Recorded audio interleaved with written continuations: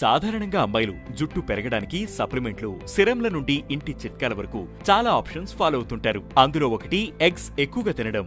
ఎందుకంటే ఎగ్స్ లో protein, biotin, zinc వంటి జుట్టు పెరగడానికి అవసరమైన ముఖ్యమైన పోషకాలు ఉంటాయి కాబట్టి. మరి నిజంగా ఎగ్స్ ఎక్కువగా తింటే హెయిర్ రీగ్రోత్ ఉంటుందా? నిజానికి హెయిర్ గ్రోత్ అనేది ఒక నేచురల్ సైకిల్.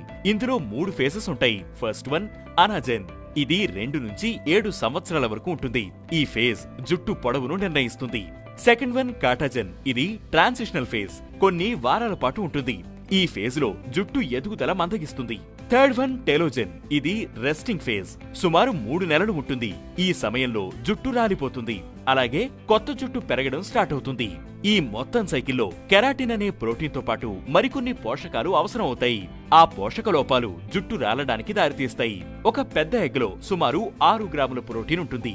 గుడ్డు సొనలో సుమారు 10 మైక్రోగ్రాముల బయోటిన్ ఉంటుంది. ఈ బయోటిన్ కెరోటిన్ ఉత్పత్తిలో కీలక పాత్ర పోషిస్తుంది. గుడ్లలో మితమైన జింక్ ఉంటుంది. ఇది కుదుళ్ల చుట్టూ ఉన్న నూనె గ్రంథులను మెయింటైన్ చేస్తుంది. గుడ్లలో ఉండే ఐరన్, సెలీనియం జుట్టు కుదుళ్లను బలంగా చేస్తాయి. గుడ్డు సొనలో ఉండే యాంటీ ఆక్సిడెంట్లు జుట్టు ప్రభావితం చేసే ఆక్సిడేటివ్ స్ట్రెస్ నుండి కణాలను రక్షిస్తాయి.